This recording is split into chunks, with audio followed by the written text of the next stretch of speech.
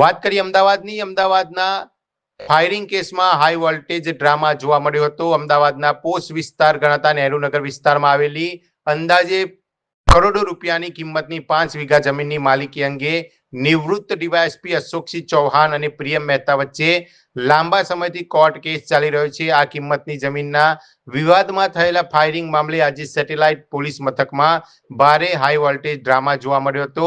જ્યારે પોલીસ દ્વારા નિવૃત્ત ડીવાયએસપી અશોકસિંહની ધરપકડ કરવામાં આવી ત્યારે નિવૃત્ત ડીવાયએસપી દ્વારા ભારે રોફ જમાવવામાં આવ્યો હતો। જોકે પોલીસે ક્ષણભરમાં જ 2 કોન્સ્ટેબલો મારફતે ધક્કા મારીને નિવૃત્ત ડીવાયએસપીને લોકઅપના સળિયા પાછળ ધકેલી દીધા હતા। પોલીસે આ કેસમાં નિવૃત્ત ડીવાયએસપી ઉપરાંત તેમના દીકરા અને દીકરીની પણ ધરપકડ કરી લીધી છે। બીજી તરફ આરોપી પક્ષનો દાવો છે કે તેમના વડવાઓ વર્ષોથી આ જમીનની રખેવાળી કરતા હતા અને તેનો કબજો ધરાવતા હતા।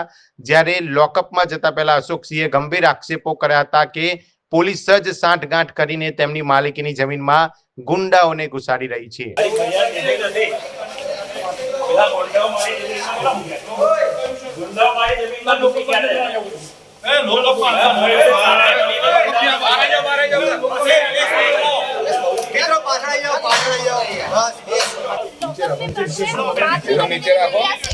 मीडिया में एक साइडेड स्टोरी चल रही है। क्या क्या आपका क्या पक्ष रखना है आपको?